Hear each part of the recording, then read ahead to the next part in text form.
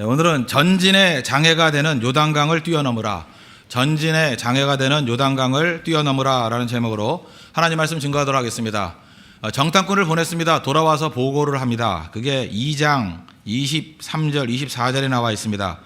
그 두 사람이 돌이켜 산에서 내려와 강을 건너 눈의 아들 여호수아에게 나아가서 그들이 겪은 모든 일을 고하고 또 여호수아에게 이르되 진실로 여호와께서 그 온 땅을 우리 손에 주셨으므로 그 땅의 모든 주민이 우리 앞에서 간담이 녹더이다 하더라.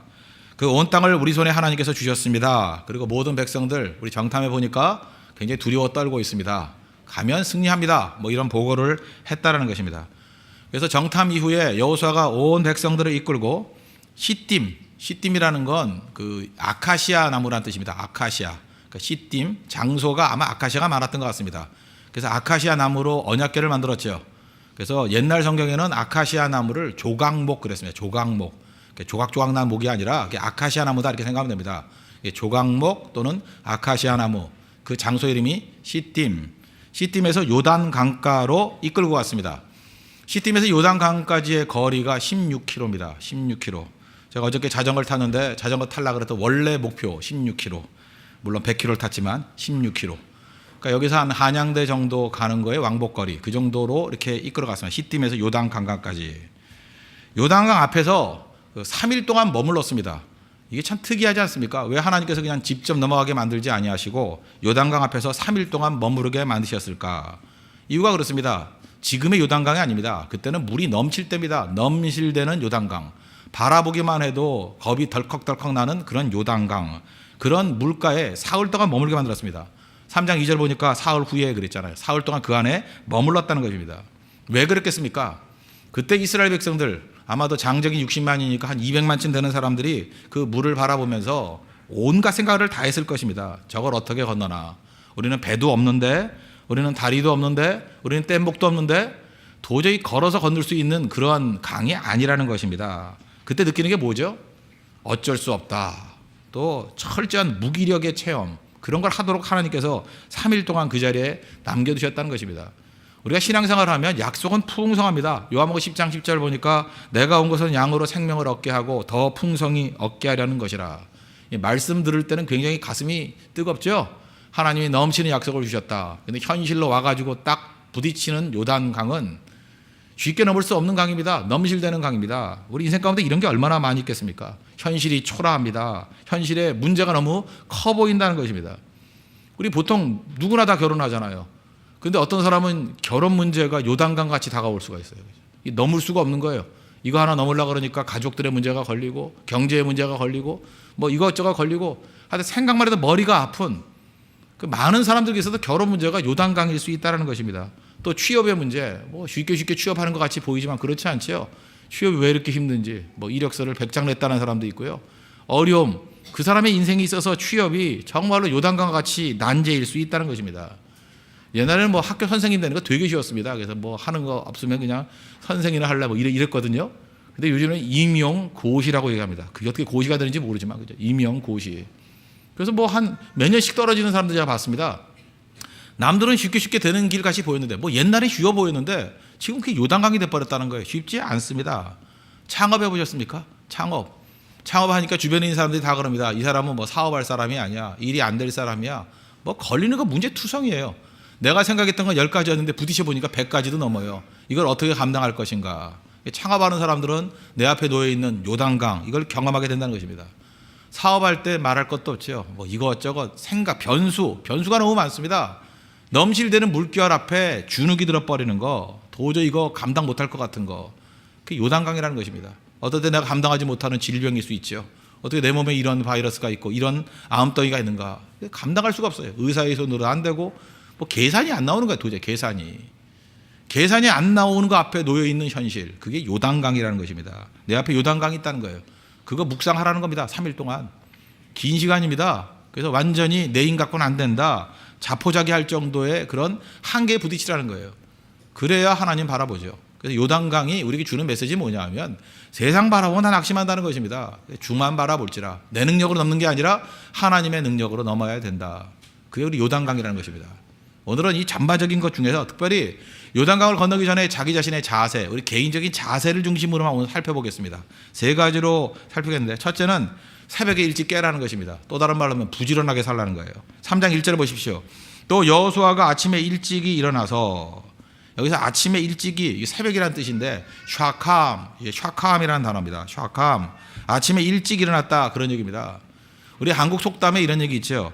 호랑이에게 물려가도 정신만 차리면 산다. 그게 무슨 얘기예요? 정신이 그만큼 중요하다, 정신력이 중요하다, 그 얘기 아니에요? 정신의 중요성.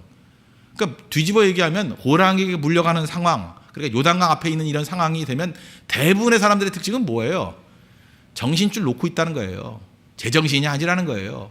너무 큰 고난과 어려움이 있으면요, 사람이 정신이 없습니다. 정신을 다 놓게 돼 있다는 거예요. 실제로 그렇습니다. 가장 정신을 집중해야 될 때 많은 사람들은 생각하기 싫어해요. 정신줄 놔버려요. 누가 대신 생각해 주나요? 대신 정신 차려주나요? 그래서 무너지게 된다는 것입니다. 그래서 잠언 4장 23절 보니까 모든 지킬 만한 것 중에 더욱 내 마음을 지키라. 생명의 근원이 이에서 남이니라. 여러분, 새벽 기도할 이유가 뭔지 아십니까? 정신줄 놓지 않는 거예요. 아무리 위기 가운데 놓인다 할지라도 우왕좌왕하지 말고요, 하나님만 향하고 마음을 지키고 있으면 반드시 승리합니다. 반드시. 절대 넘어지지 않는다는 거예요. 세상이 다 무너지는 것 같이 보여도 절대 무너지지 않습니다. 정신을 붙들어야 돼요. 정신을. 그 정신 차려라, 정신을 풀 가동하라, 정신줄 놓지 마라. 그게 뭐예요? 새벽을 깨우라는 거죠. 여호수아는 지도자로서 정신 차렸습니다. 눈앞에 200만을 데리고 요단강 앞에 서 있을 때 정신 차렸다는 것입니다. 그게 바로 뭐예요? 아침에 일찍이 일어나고, 이거예요. 샤캄. 그래서 저는 이렇게 생각합니다. 뭐 새벽에 제대로 못 깨는 사람들 다 정신줄 놓고 사는 사람들이에요. 볼 것도 없어요. 그죠? 생각하기 싫고 그냥 잠자리 있으면 생각이 없잖아요. 얼마나 편안합니까? 새벽 침대들. 아무 생각 없이 살아가는 사람들이에요. 그러나 지도자라 그러면 정신줄을 붙들어야죠. 제대로 살려고 그러면 요단강 앞에서 일어나야 될 거 아니에요. 아무리 피곤하고 힘들어도. 그게 바로 부지런함, 정신줄을 붙들고 있는 모습이라는 것입니다. 아침에 깨서 뭐 했겠습니까? 묵상했겠죠. 말씀 묵상. 우리 여호수아를 처음 지도자로 세웠을 때 여호수아 1장에 나온 하나님의 명령 기억하시죠? 뭐 7절 8절만 한번 보면, 오직 강하고 극히 담대하여 나의 종 모세가 내게 명령한 그 율법을 다 지켜 행하고 우러나 좌로나 치우치지 말라. 그리하면 어디로 가든지 형통하리니. 8절, 이 율법책을 내 입에서 떠나지 말게 하며 주의하려 그것을 묵상하며 그 안에 기록된 대로 다 지켜 행하라. 그러니까 새벽에 깨서 뭐 했겠어요? 이 말씀 묵상이겠죠. 말씀 그대로. 말씀이 내게 힘을 준다. 말씀이 내게 정신줄을 놓지 않게 만든다. 말씀이 나로 하여금 강하게 만든다. 그 얘기죠. 그게 지도자입니다. 정신줄 놓고 사는 게 무슨 지도자겠습니까? 새벽을 깨워야 된다는 거예요. 말씀으로 무장하고 하나님 앞에 온전하게 서 있어야 된다는 것입니다. 그게 바로 뭐예요? 부지런함이죠. 부지런함, 정신줄 놓지 않는다. 다 동의하라는 것입니다. 뭐든지 제대로 하는 사람 치고 게으른 사람을 제가 본 적이 없습니다. 뭘 열심히 하고 열매를 건지는 사람 가운데 잠자고 있는 인생이 하나도 없다라는 거예요. 우리 잠언 20장을 보면 잠언 20장 4절, 게으른 자는 가을에 밭 갈지 아니하나니 그러므로 거둘 때에는 구걸할지라도 얻지 못하리라. 그 이스라엘은 가을에 밭을 갈아야 됩니다. 밭을 갈아야 될 때 안 갈더라는 거예요. 아무것도 밭도 갈지 않아요. 그리고 거둘라 그래요. 거두긴 뭘 거둬요? 그때는 구걸할지라도 주는 사람 없대요. 뭐 갈아야 될 거 아닙니까? 예를 들어서 밭 갈아야 될 때 밭 갈아야 될 거 아니에요. 뿌려야 될 때 뿌려야 될 거 아니에요. 공부해야 될 때 공부해야죠. 그 안 해놓고 열매 거두는 거 말이 됩니까? 사업을 할 때도 뭘 뿌려야 될 거 아니에요. 뿌려놓은 거 있어야지 뭘 거둘 게 있어야 되는데 거둘 게 없는 인생, 그건 답답한 인생이죠. 기도해야 될 때 좀 기도도 심어놔야 될 거 아닙니까? 기도해야 될 때 기도 안 해놓고 그냥 막연하게 잘 되기만 원하는 그런 어리석은 인생이 어디 있겠습니까? 그러니까 부지런하게 뿌릴 줄 알아야 된다는 것입니다. 그래서 중요한 게 뭐예요? 잠언 20장 13절 보니까 너는 잠자기를 좋아하지 말라. 잠자기를 좋아하지 말라. 잠 많이 자는 사람들 잠 좀 줄이라는 거예요. 일어나라는 거예요. 잠자기를 좋아하지 말라. 나는 잠자면 다 풀려. 웃기고 있네. 잠자면 뭐가 풀리기는 정신이 풀리는 거지. 그죠? 풀리긴 뭘 풀려요. 잠자기를 좋아하지 말라. 그 다음에 뭐라 그래요? 내가 빈궁하게 될까 두려우니라. 잠 많이 자는 사람들 보십시오. 다 빈궁해져요. 가난병이 돼버려요. 아무것도 안 된다고. 3년차가 다 무너지게 돼 있다는 것입니다. 잠자기를 좋아하지 말라. 빈궁하게 될까 두려움이니라. 내 눈을 뜨라. 눈 뜨고 달라고요. 눈을 크게 뜨라. 그렇게 말하랬어요. 뜨기만 하면 돼요. 그죠? 눈을 뜨라. 그러면 양식이 조카리라. 양식이 조카리라. 그러니까 눈 뜨고 살 때 양식이 풍족해진다는 것입니다. 풍족해진다는 거예요. 우리 삶에서 열매가 얻기 위해서 해야 될 일이 무엇입니까? 부지런해야 돼요. 새벽을 일찍 깨워야 된다는 것입니다. 그래서 새벽 기도하는 거, 이게 중요한 거죠. 저는 우리 주변에 제 아는 뭐 친구들이나 이런 목회자들 보면 난 이해가 안 들어요. 이 잠언 20장 말씀하고 똑같아요. 새벽 기도도 안 해요, 목사가. 새벽 기도도 안 해, 신방도 안 해, 공부도 안 해, 기도도 안 해. 도대체 뭐해 도대체? 아무것도 안 하면서 구조 탓을 얘기해요. 뭐 구조 탓, 뭐 때문에, 누구 때문에 안 된다 그러고. 진짜 목에 여기까지 올라오는, 너 때문에 안 돼, 그렇게 얘기하려고 그러는데 내가 그 말이 참 못하겠더라고요. 좀 열심히 살라고, 좀 부지런하게 하라고. 자기의 게으름은 생각을 안 하고요, 아무것도 뿌리지 않으면서 안 된대요. 당연히 안 되는 거죠. 당연히 뿌려야 됩니다. 밥 깔아야 됩니다. 그게 중요하다는 거예요. 예수님 보십시오. 예수님 사역 얼마나 열심히 하셨습니까? 뭐 마가복음 1장 같은 데 보면요, 하루 동안에 예수님의 사역이 나와요. 뭐 정신없게 일하십니다. 정신없게. 마가복음 3장에 보니까 20절에 집에 들어가시니 무리가 다시 모임으로, 예수님이 어느 정도로 바쁘게 일하셨느냐, 식사할 겨를도 없는지라. 식사할 겨를도 없을 정도로 예수님은 열심히 사역하셨습니다. 그리고 틈나면 기도하고요, 사역 끝나면 또 산에 올라가서 기도하시고, 겟세마네 동산에서는 그냥 대충 기도하는 게 아니라 그죠, 땀방울이 핏방울이 되도록 기도하시고 부지런했어요. 부지런. 우리 예수님 제자 아니에요? 부지런한 사람 그러면 예수님 닮은 모습 그래야 돼요.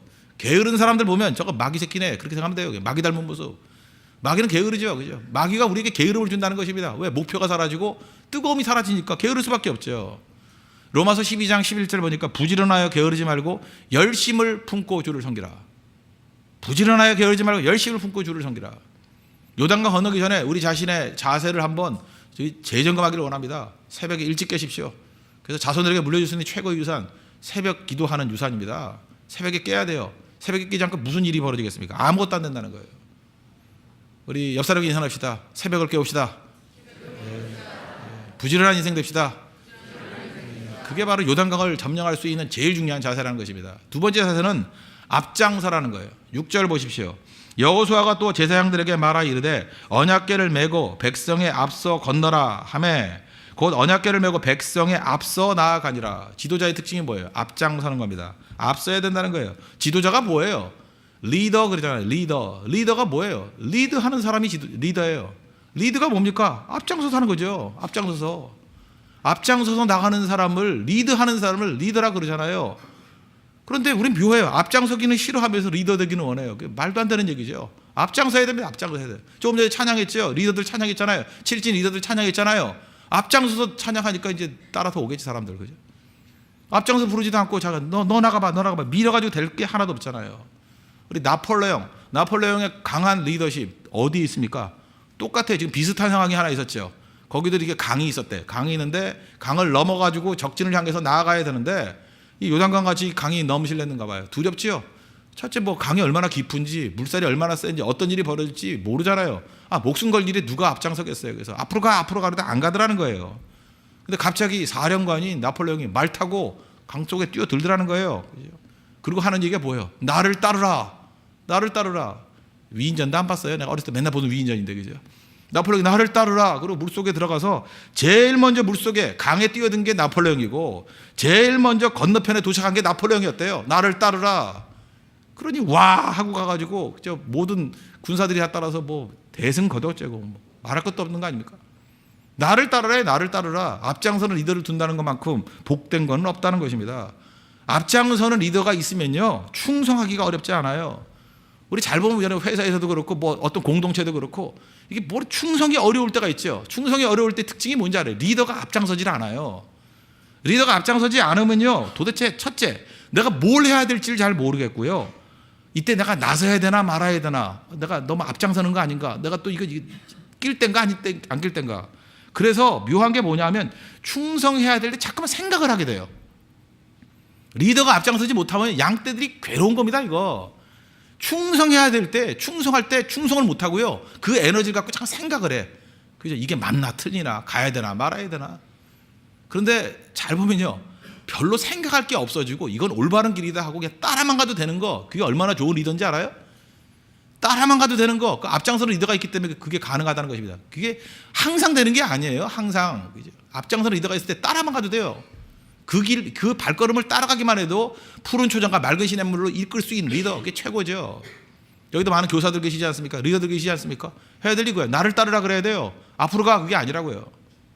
그래서 앞장설 줄 아는 거, 이게 준비된, 요단강 앞에서 준비된 모습이라는 것입니다. 미국의 대통령이자 또 장군, 2차 대전의 영웅이었던 아이젠하워 대통령 되기 전에 그 장군일 때 스토리입니다. 리더십이 뭐냐 그럴 때 그 자기 참모들 데려다 놓고 항상 강조했던 게 이거라는 거예요. 실이죠, 실 하나 갖다 놓고 실로서 리더십을 묘사했던 거예요. 아이젠하워의 그 일화 중에 중요한 거잖아요. 실 끝에다가 이렇게 자기가 끼고 있는 반지를 묶었대요. 묶어놓고 테이블 위에 올려놓고 실에다가 반지 묶어놓고 잡아당기니까, 그죠? 반지 하나 묶고 잡아당기니까 끌려와요, 안 끌려와요? 아니, 실을 묶어가지고 반지 못 끄는 바보가 있어요, 그죠? 일단 줄은 팽팽해지고 반지 정도야 얼마든지 끌고 오세요. 끌고 오고, 끌 정도가 아니죠. 뭐 잡아다가 뱅뱅뱅 돌릴 수도 있죠. 안 그래요? 지금 상상이 안 가요, 아침이라서?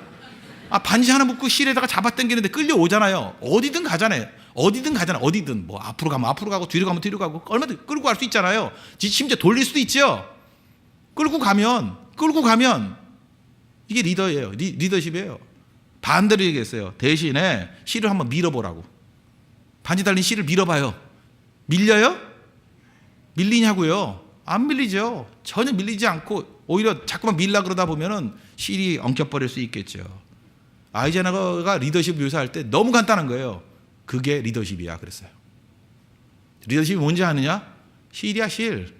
실은 미는 게 아니라 끌어당기는 거야. 밀지 말고 당기라예요. 밀지 말고 당기라. 우리 삶의 모든 게 다 그렇다는 것입니다. 잠깐 밀어가지고 가가 그러니까 아무것도 안 움직이죠. 뭐가 움직여요? 실을 밀어가지고 어떻게 반지를 움직여요? 못 움직이죠.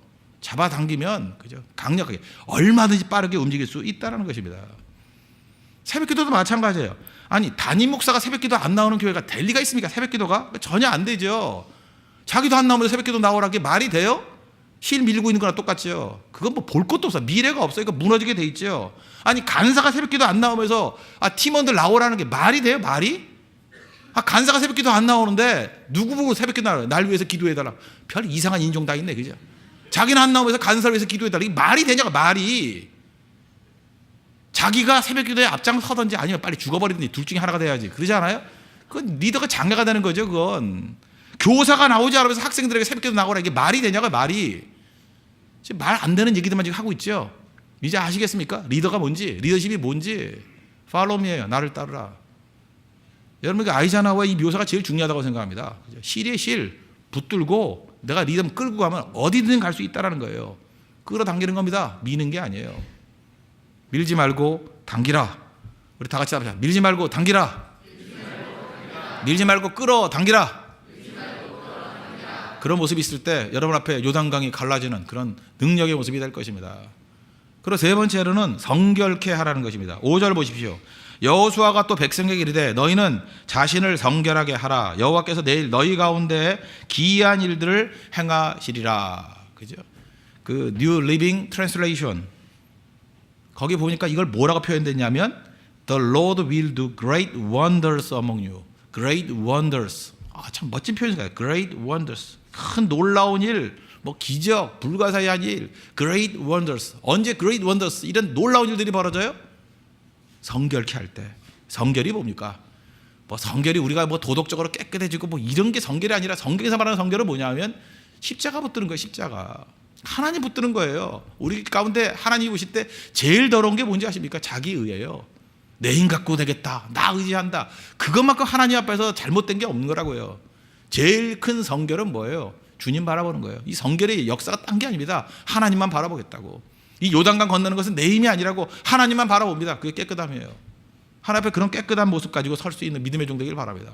그리고 그 보혈의 피를 의지해서 우리의 죄악들과 허물들과 모든 것들을 다 회개하는 모습이 있어야 되겠죠.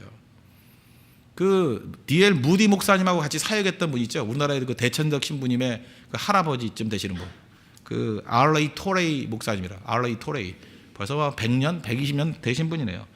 이 토레이 목사님이 이런 얘기를 했어요. 부흥의 3대 요소.